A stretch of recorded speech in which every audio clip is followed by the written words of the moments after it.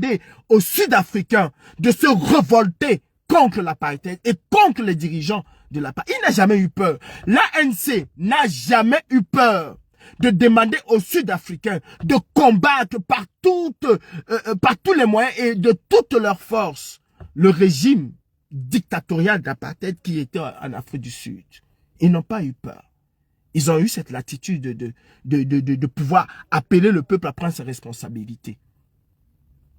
Taper les casseroles, c'est accompagner le régime. Même si le régime accordait ou laissait les gens marcher avec les casseroles, cela ne devait fondamentalement rien changer. Fondamentalement rien changer. Avoir des milliers de personnes dans les rues et rentrer à la maison le soir, revenir encore un autre jour pour dénoncer, cela ne change strictement rien du tout. Revenons à ce qui s'est passé ici en 2021, je pense, 2021, avec les Gilets jaunes. Fin 2020, début 2021. On a laissé les Gilets jaunes faire ce qu'il y avait à faire.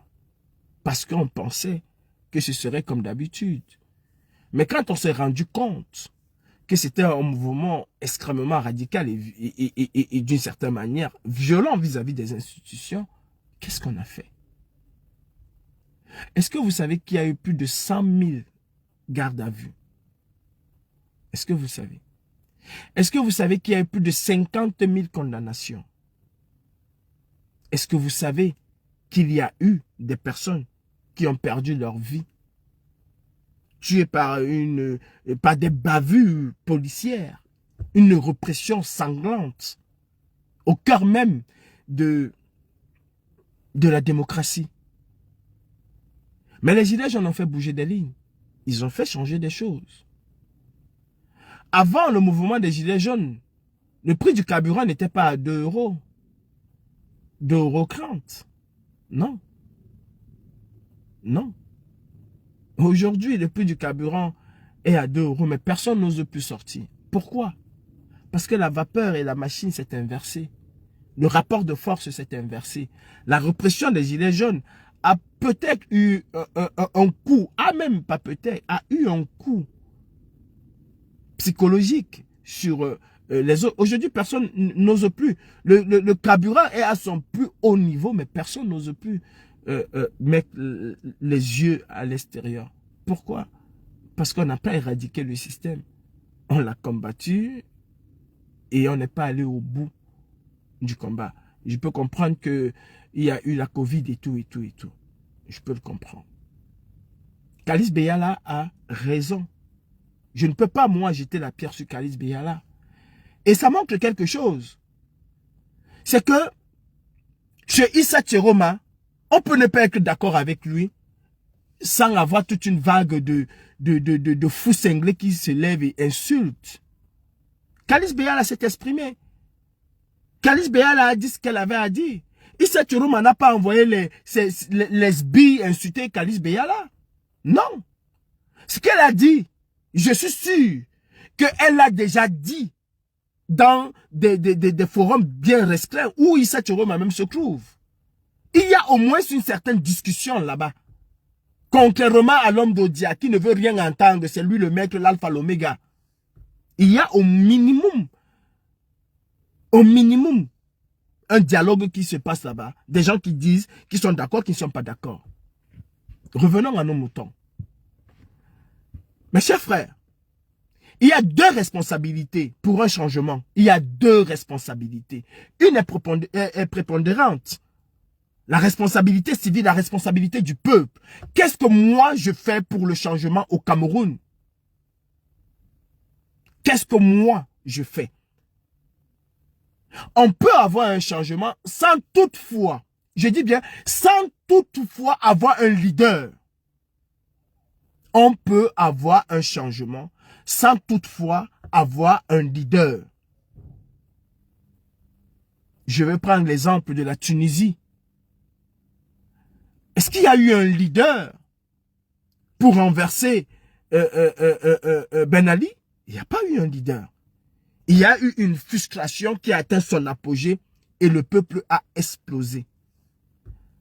je peux vous garantir que entre Biya et Ben Ali, Biya est un chaton face à Ben Ali en matière de répression dictatoriale. Les Tunisiens ont été élevés dans la dictature. Ben Ali a été l'un des plus cruels. Mais ils n'ont pas hésité un seul instant. Si vous pensez que le changement viendra de Yaoundé, non, vous vous trompez. Vous vous trompez. Le changement peut partir d'un tout petit village au Cameroun et embraser tout le Cameroun parce que le ras-le-bol est là. Qu'on aime Issa Chiroma, qu'on ne l'aime pas, les Camerounais vivent dans la misère. Ne fuyons pas nos responsabilités.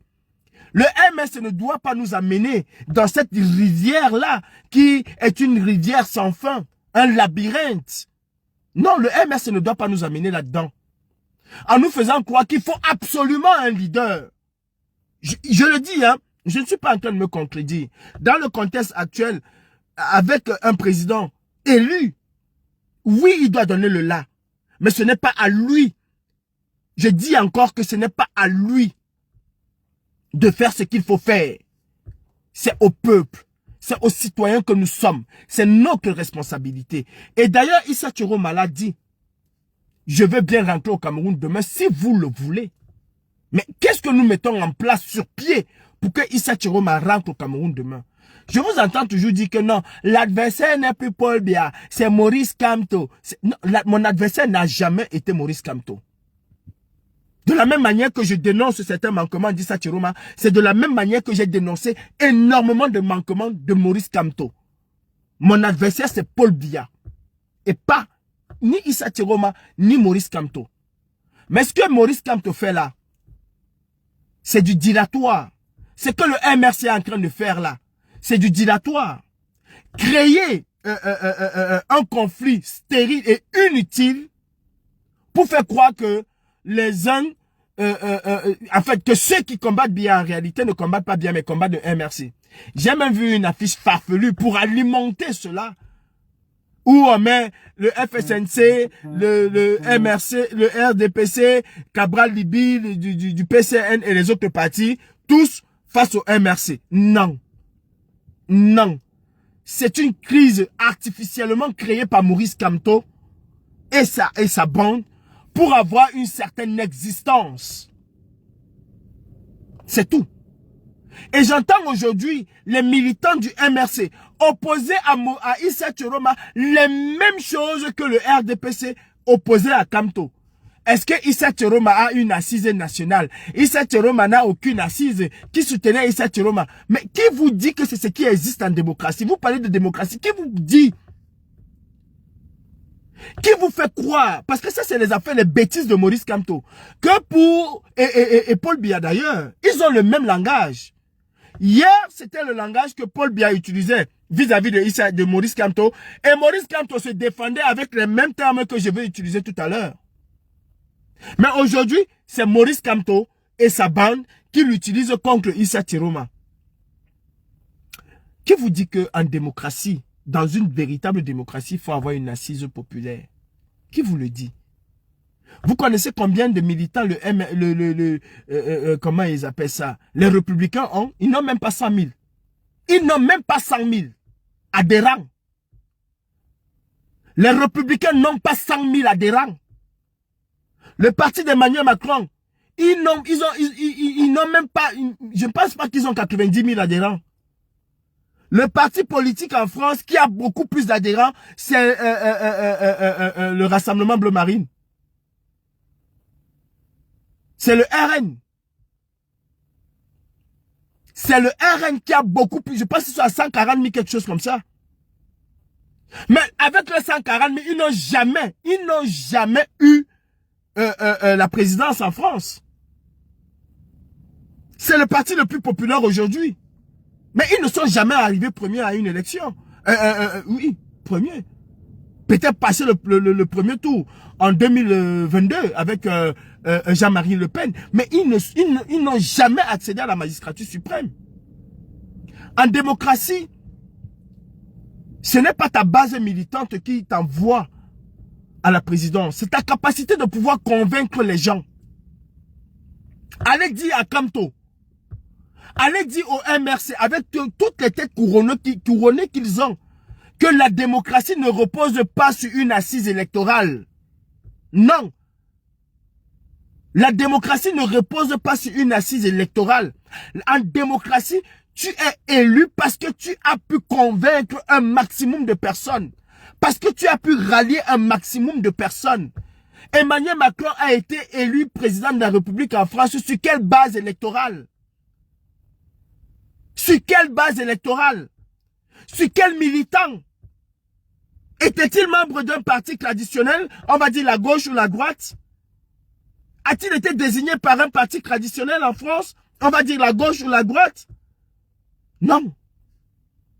Il y a des maires qu'on appelle sans étiquette. C'est leur capacité et qui ont battu, même lors des dernières élections ici, qui ont battu des maires qui venaient de grandes structures politiques. Non.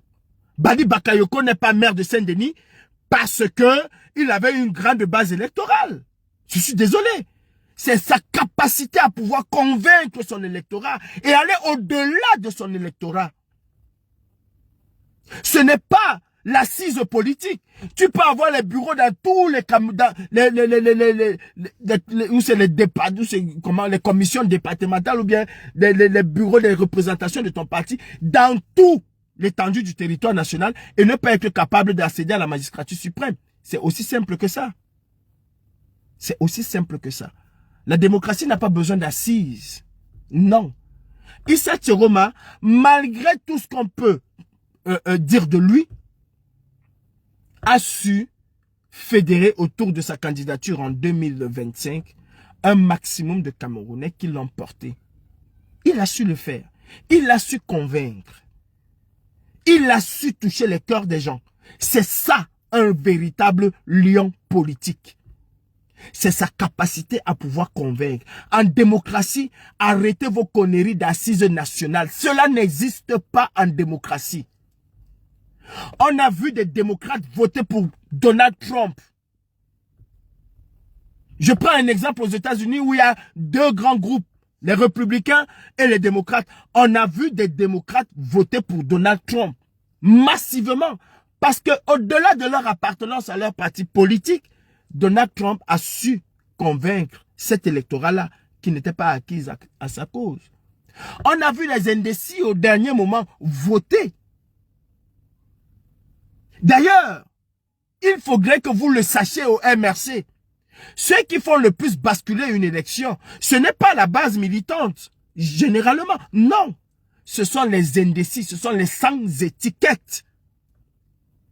Ce sont les sans appartenance politique ou idéologique qui font balancer au gré des propositions des candidats, au gré de leurs propres intérêts. Au gré de leurs propres intérêts. Je vais voter pour tel candidat. Peut-être son programme au niveau de la sécurité extérieure du Cameroun n'est pas meilleur.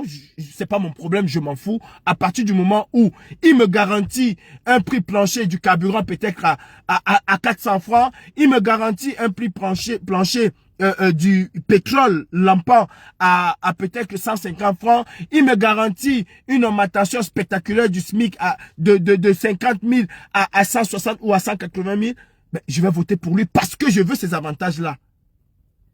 Je vais voter pour lui parce que j'ai été agressé et sur le plan sécuritaire national, il propose l'augmentation des officiers de police judiciaire, un recrutement massif à la police, et la création des commissariats dans chaque grand quartier. Chacun vote pour un intérêt bien spécifique. Si mon candidat ne me propose pas ce genre de choses, mon candidat me dit que non, le SMIC va quitter de 25 000, de 40 000 à 25 000. Mais je préfère aller voter pour celui qui me garantit un SMIC élevé par rapport à mon candidat.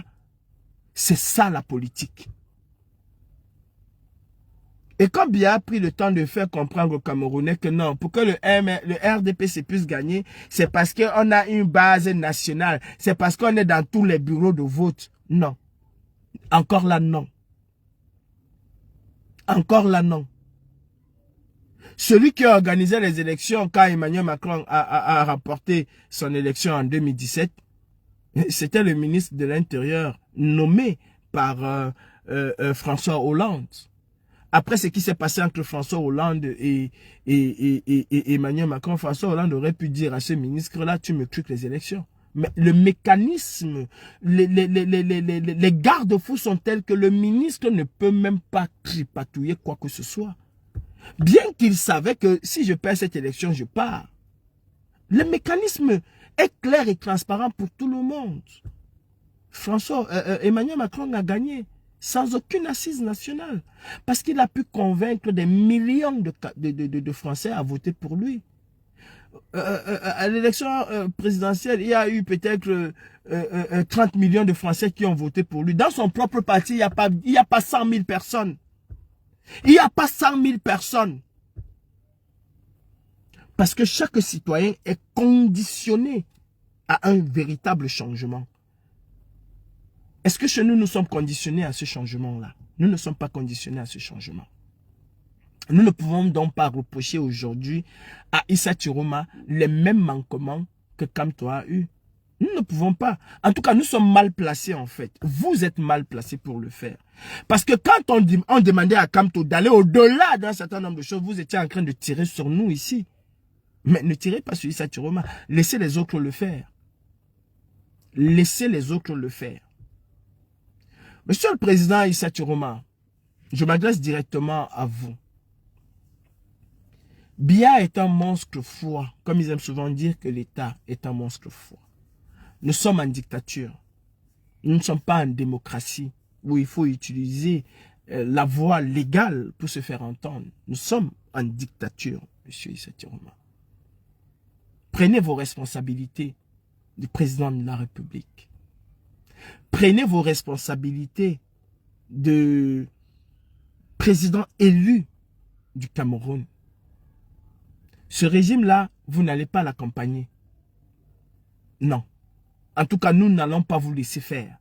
Si c'est pour accompagner ce régime, je m'inscris en faux. On l'a déjà fait depuis 1997.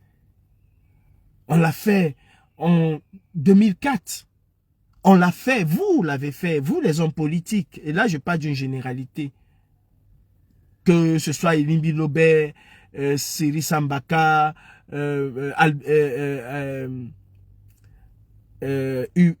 comment il s'appelle encore là? Son nom me reviendra. Et les autres, Taminou Damjoya, Cabral Libi, vous avez accompagné le régime dictatorial de Biya. Depuis 97, 2004, 2011, 2018 et là encore 2025. Est-ce qu'on va refaire encore les mêmes erreurs? Non. Si vous comptez récupérer votre fauteuil de président de la République pour cette transition tant souhaitée au Cameroun, Monsieur le Président Issa Chiroma, il faut un véritable challenge vis-à-vis de Biya. Il faut transgresser les lois.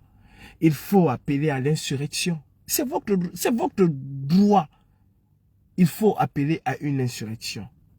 Ou alors accompagner simplement le régime Biya. Et taisons-nous. Taisons-nous, ça va faire bientôt 1 an. 1 an, on attend. 1 an.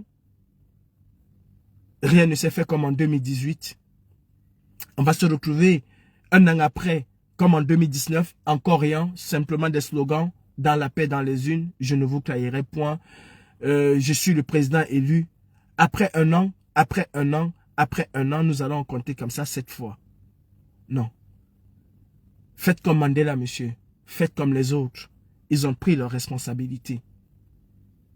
Si la Gambie vous restreint dans vos mouvements et dans vos actions, alors quittez la Gambie. Pour moi, je vous soutiendrai jusqu'au bout, à partir du moment où vous remplissez, selon moi et selon une grande partie des personnes réfléchies, les conditions d'un véritable opposant politique. Vous êtes en exil, je ne vois pas où est une compromission. Maintenant, un opposant politique ne fait pas que des tests. Non.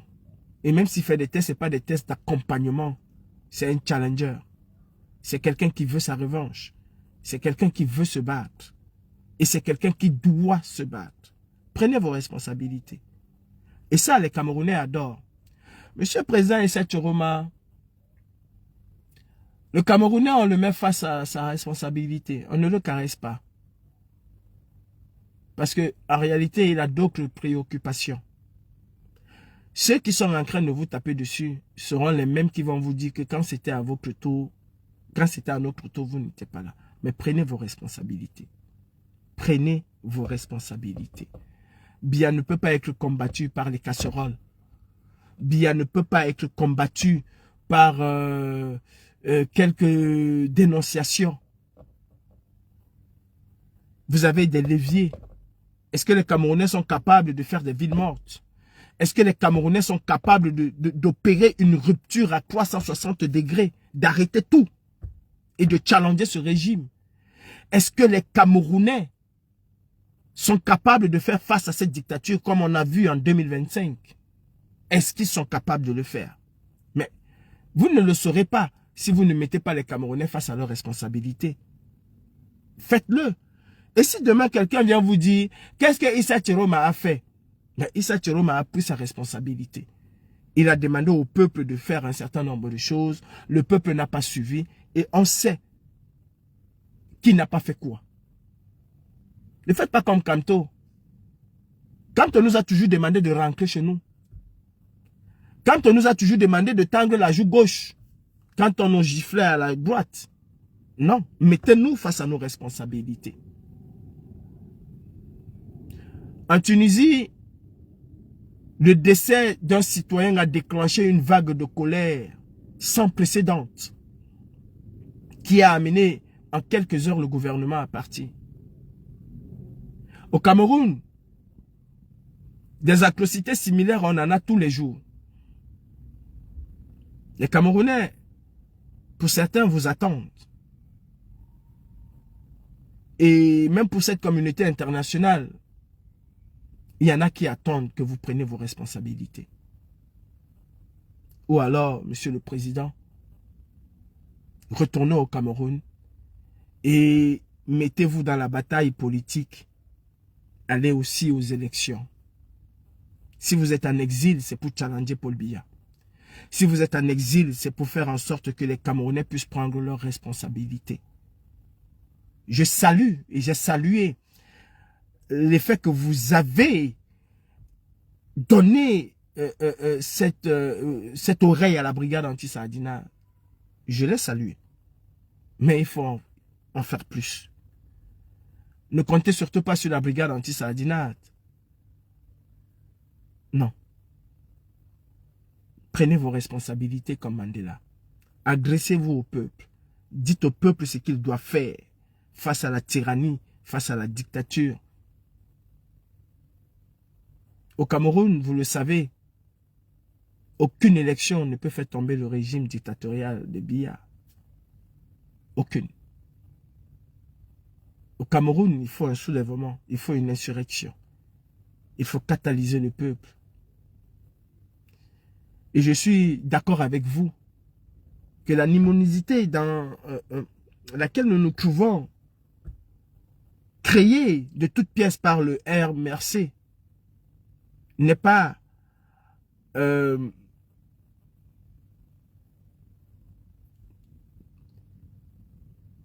propice à ce soulèvement.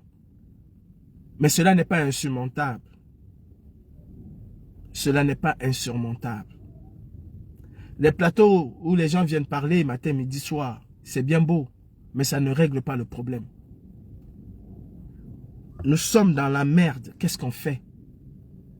On ferme nos oreilles, on dit ça sent. Non, on nettoie la merde.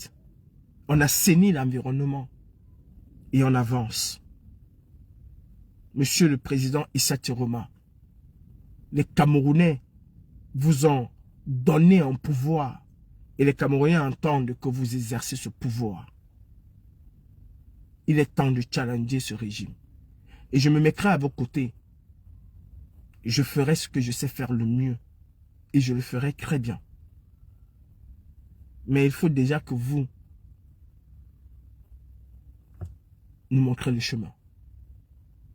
C'est vous, le chef d'État. C'est vous, le premier des Camerounais, parce que les Camerounais vous ont choisi. Kalice Beyala a 1000 et 1000 et 1000 fois raison. Sortons de ce storytelling politique qu'on a au Cameroun. Sortons véritablement de ce storytelling. Sortons de là. On nous a tellement bassiné avec ce message-là qu'on ne peut pas challenger le RDPC en dehors des urnes, qu'on ne peut pas challenger la dictature en dehors des urnes. Sortons de ce storytelling. Sortons de là. La dictature se combat dans la rue. La dictature se combat dans la violence. La dictature se combat en transgressant les lois établies par le dictateur. Pas en l'accompagnant. Pas en la dénonçant.